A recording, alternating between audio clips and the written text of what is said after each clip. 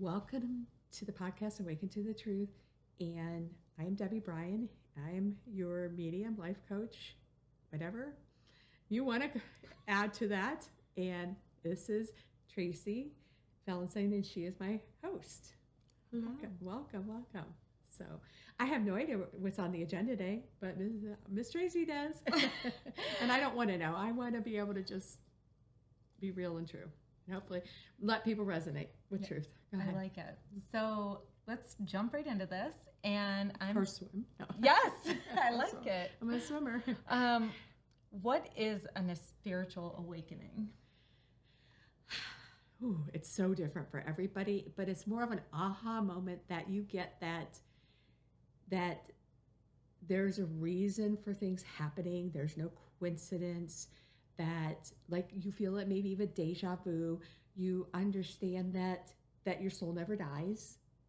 You understand that there's vibration and energy, and your thoughts are words and co-create and manifest. And it could be just a fraction of one of those, but it can be so much more too. And I always feel like it's an aha moment, like, oh, whoa, this has happened. And we're not hardly the only people around here.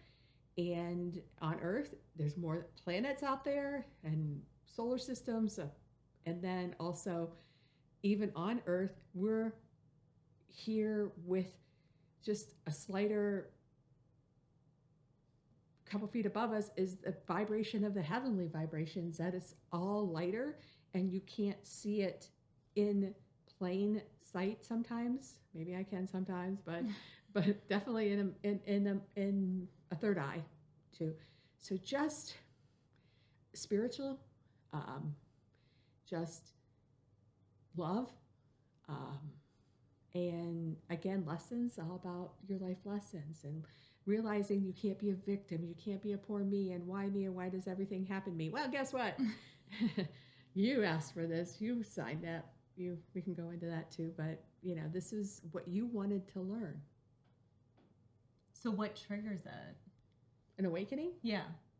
I sometimes come talk to me. Like sometimes, like I ask for it. I even sometimes see a switch clip, like flip up, and I'm like, oh, they're getting it. I've seen so many people come in talking to me the first time and leaving a totally different person because they're ready to hear the truth.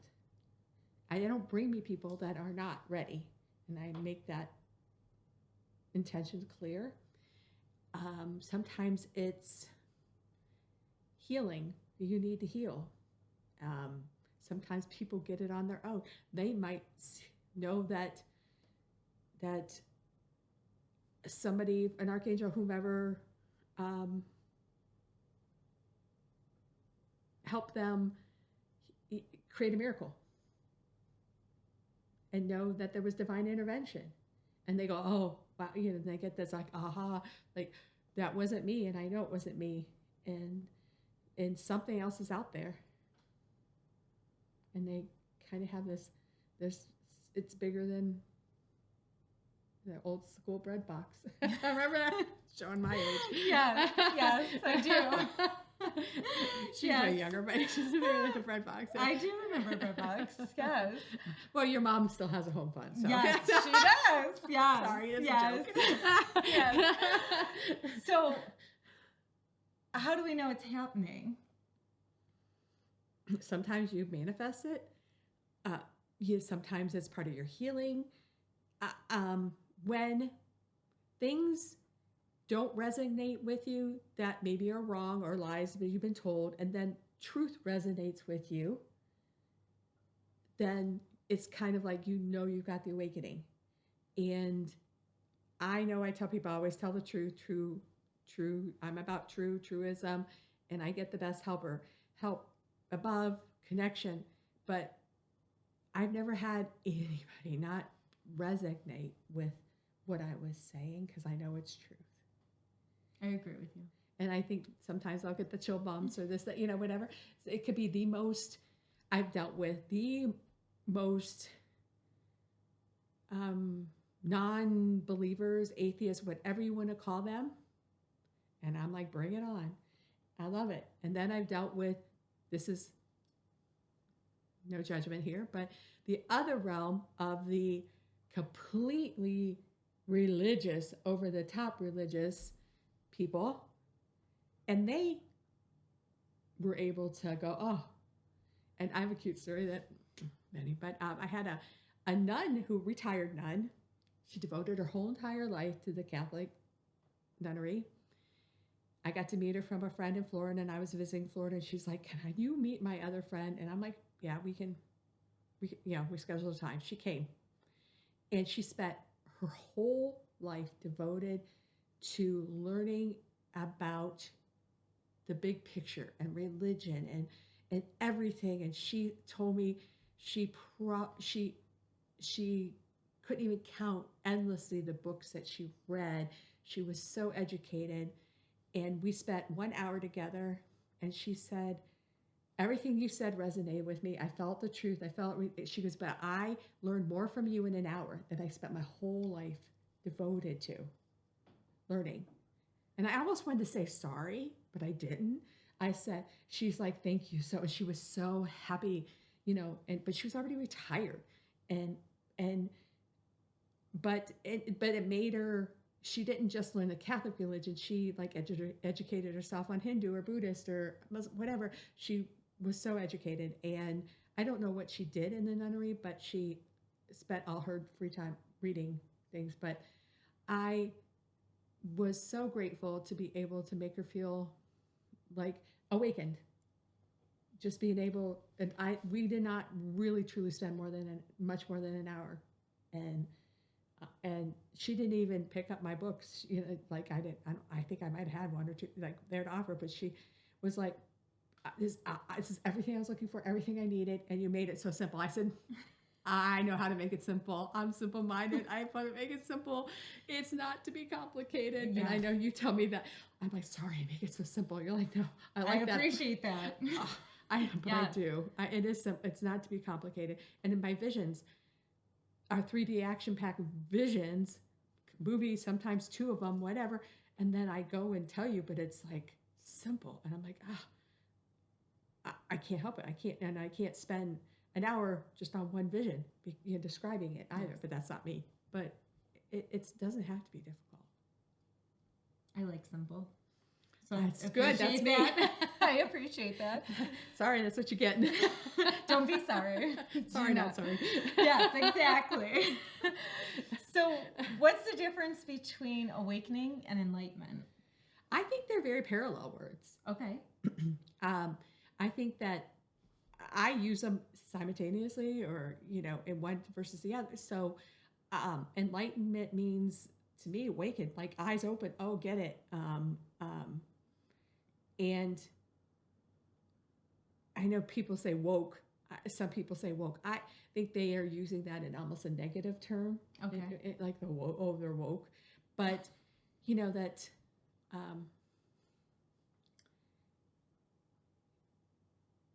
You'll find out more and more and more, like being awakened. Example, like right now we've got people like RFK Jr. saying, I'm taking out all these chemicals, coloring in food. And I'm like, thank goodness. Dyes. Yes, we don't need it. Other countries know it. We don't need it. And I'm so grateful.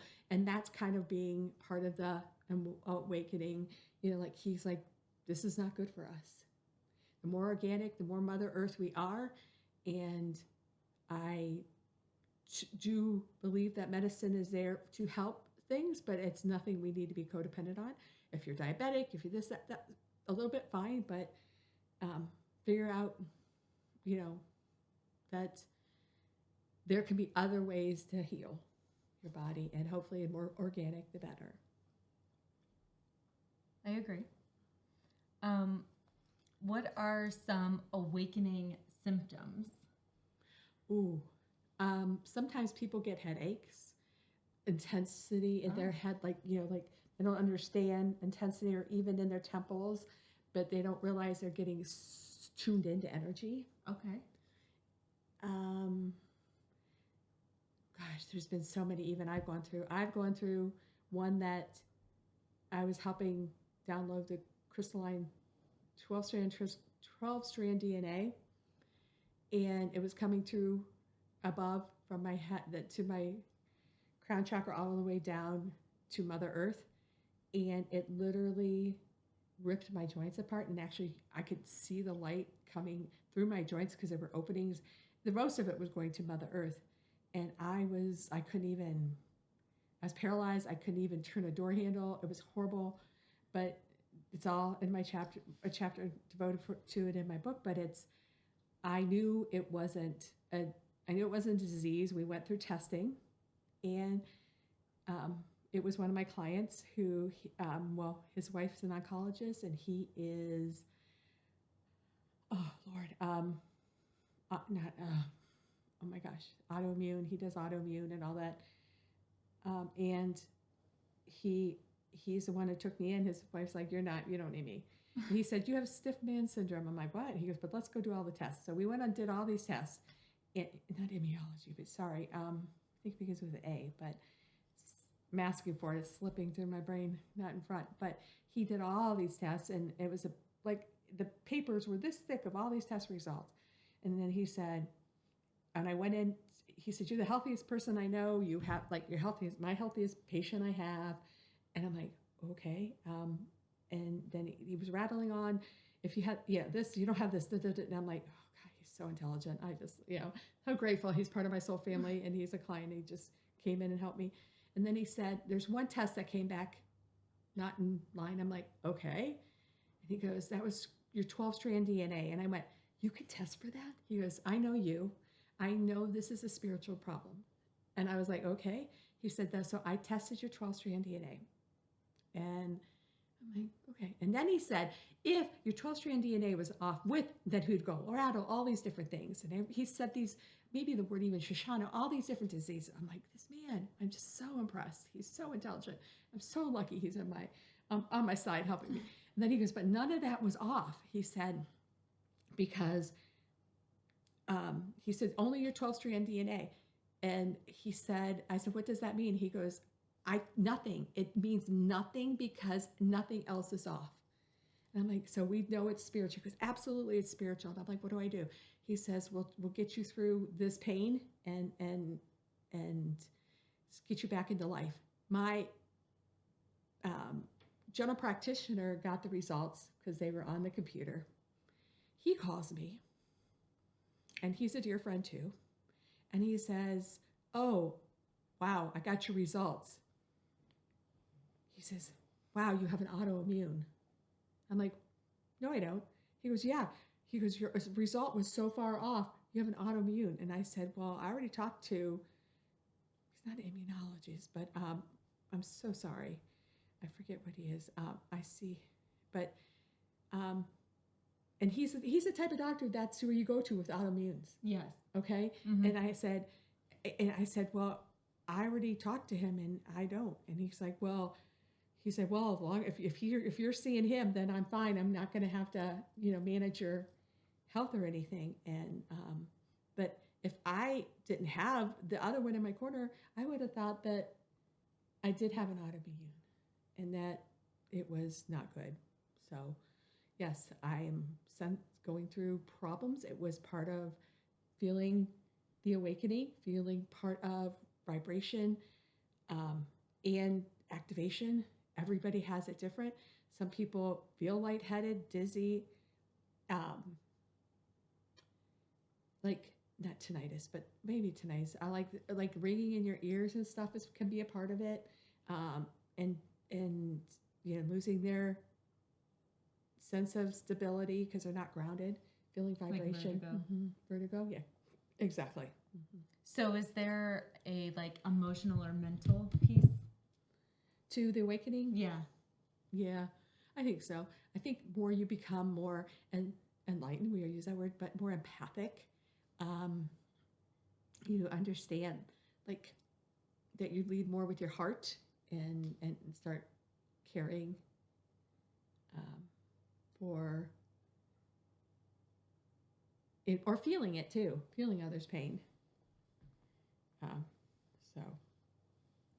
And how do you integrate awakening in your daily life? Um, I would say meditation is very important. Gratitude, um, um, like um, You want to find out the I do. doctor? It's driving me I insane. know it is. Go for it. Go, Do it. what his specialty is? I am so sorry. No, you're okay. Um, I can tell that it's. well, you could say a little. Um, hmm. He just moved to Florida, but he relocated. But um,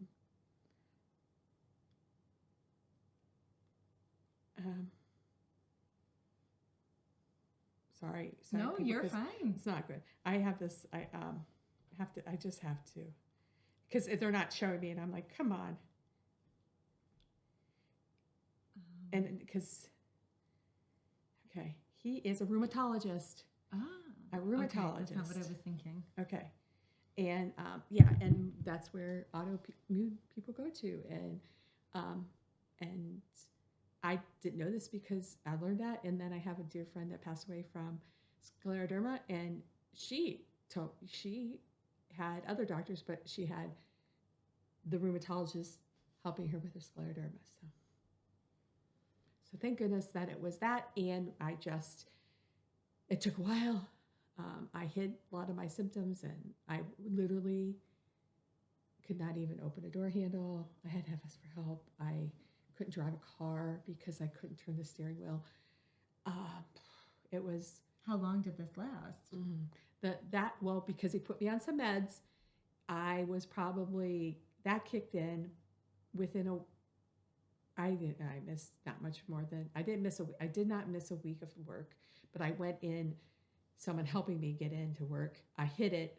By the time the following weekend came around, the more of the prednisone was kicking in, and I was starting to be able to open doors and be able to drive hard the steering wheel or whatever. So Back to reality. well, with pain still, but yeah. And then how did you ultimately, was it meds or?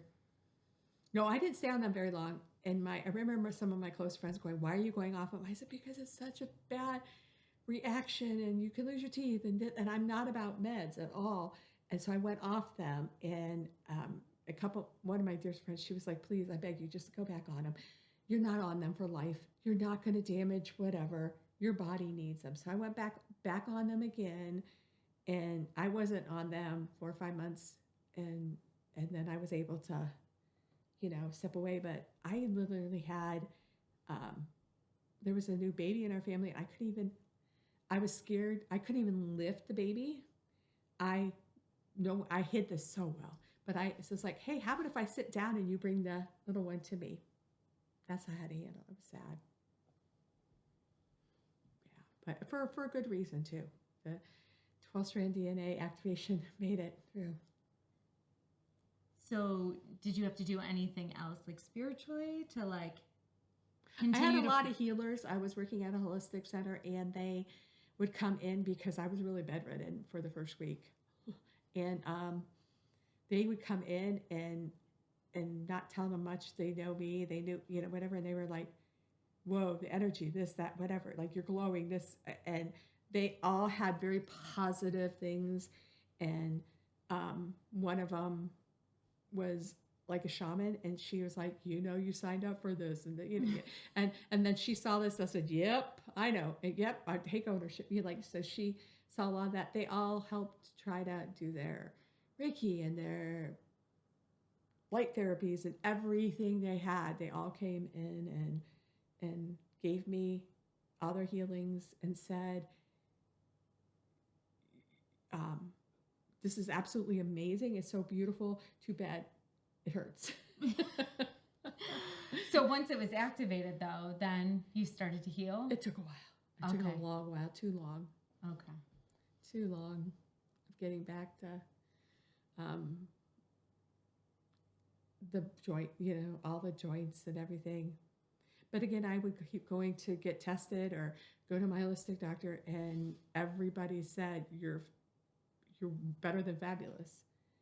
Like, why does But you weren't hurt? feeling it. Why does it hurt so bad? And then it was joking because a couple of them even told me, they said, yeah, like, you signed up for, I know I signed up for, I know I didn't. I said, and I said, I know I said, you did, I'll do whatever it takes. And they're like, yes, you said that. I said, I know that. I see it. I saw that. I can go back to, I see it. I own it. But I didn't understand pain. And Yes. we forget it. And I had no clue what that, whatever was painful, so painful about. And I laugh about it now, but. More painful than having a kid. Well, I had epidurals, so So yes. And I had a huge episiotomy. I had huge kids. So if I didn't have an epidural with a huge episiotomy, I would say, well, but this lasted so long. Yes.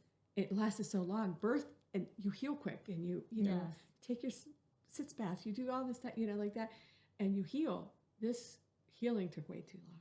So with that though, because you weren't using your muscles and all of that, did you lose some of the movement of that? Like, did you have to gain muscle memory and all of that back? No? Okay. No.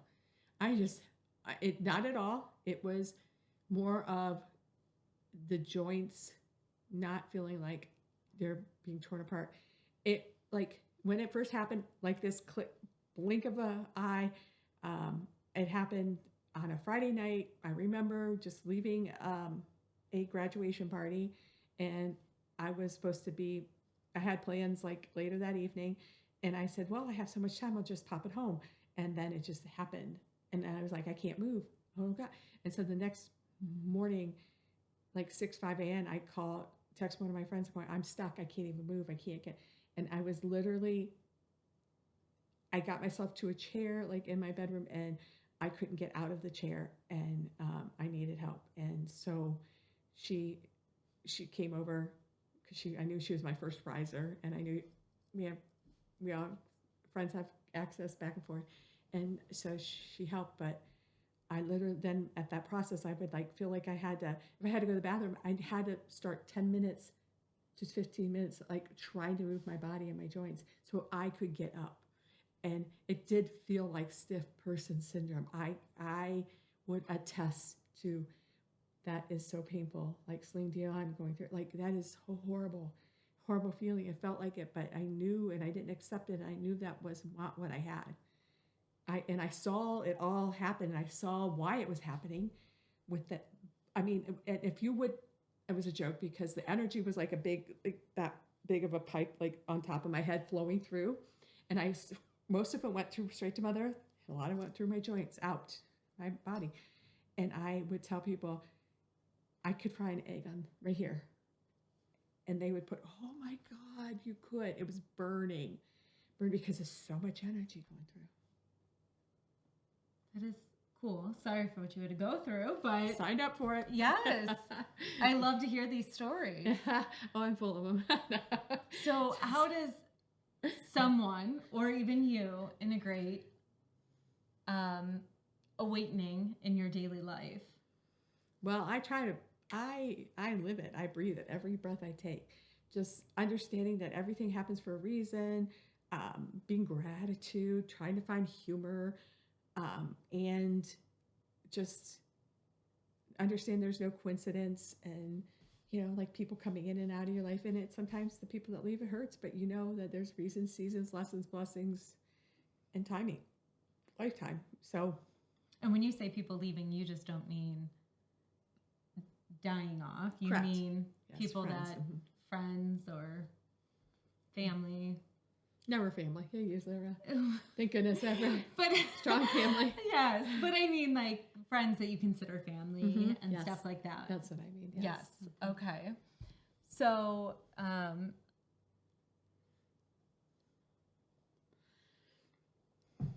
do you balance spiritual and material life?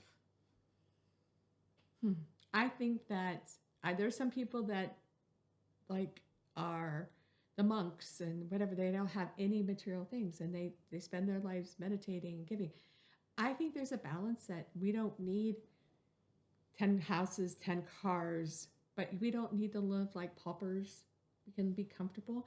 I am much happier, especially when I I try to go through my belongings twice a year and donate, especially to, like one of my favorite causes is like domestic violence. Like I'd love to give stuff there, but I don't. I don't wanna. I feel like the less we have, the better we're off. It helps the energy flow, but we don't have to live like um, paupers and simple people. Also, I feel better when I can declutter and donate, get rid of. yes, Yes. and I mean, someone would think I have a lot of clutter with my little trinkets or whatever. But a lot like here there, but it all means something to me. But I like, it not so much to. Yes. And what would you say to somebody else on how to balance the material and spiritual? Yes, my mother.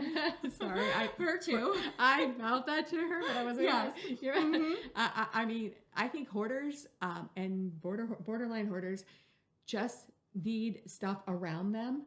They to feel safe and secure, and the more stuff makes them feel like protected and it's like you gotta do some healing. You don't need that, and you need to realize that once you can let this go, and not everything, and you don't need to keep everything, and you don't but you can keep like okay, go. Here's 500 things. Go and pick your 5 most important things, like that, Yes. and let them all go. You'll feel so much better. It's a let go, and you feel the energy fly. I mean, I don't know how, but I keep going down to my basement, and I think I put Christmas away, and every year I can go and donate more and more and more, and I'm like, but I'm not buying it. It's just, but I feel more comfortable. Like, get it out of here. Like, and I always ask my kids, like, what do you want? Take it, please tell me. And I would have like a couple things that they claim for this, but they're not going to come to get them until next Christmas. But I'm like, yes, get that out of there. Yes. And it feels so much better. I agree. So do you feel like it's trauma or something from their past that makes It's them... all different, but yeah, it just makes them feel, I think it's all fear-based. Okay. And could be something from the past. It could be past life, but it's that a needing to have a,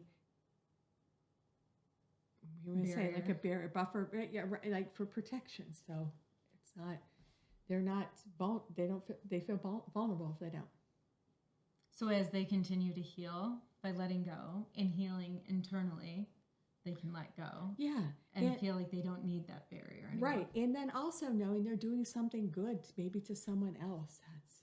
That's, finding that your passion of where you want to let things go, or even thinking about it, like example with your mom, and you just your dad passed, like start to let things go so your kids are not responsible for it. I tell her I'm getting a dumpster and just flinging it all because I don't want it. That's right. Yes. And if you did, you tell her, yes. type of thing. Yeah. Yes. But what about those newspapers? No, really not. Like, no magazine. No, not needed. And like even their clothes, like that's what I keep telling her. Like that's an easy place to start. Like box it all up and donate it. Mm-hmm. There's people that need it. Mm-hmm. And go through and just keep a couple. Yeah. And even like you and your family, okay, you can have whatever you want. They already had time to speak up. Like, Yes. Even like the grandkids type of thing. There might be like one favorite this or okay, or maybe they now have time thinking about it, going, well, I really miss Grandpa's this or his blanket or his whatever, his favorite sports shirt. Okay, we'll find it. It's yours. Yes, I agree with you. Let it go. Yep. No holding on. Yes. Thanks. Okay. Yes. All right. So that's all I have for you today. No, that's not. But that's well, okay. no, on this topic. Until next time, there'll be another topic. I know. But on this one, yes. Okay. Yes. So follow us, like, share, comment, and give us a fabulous review. And more to come. Bye.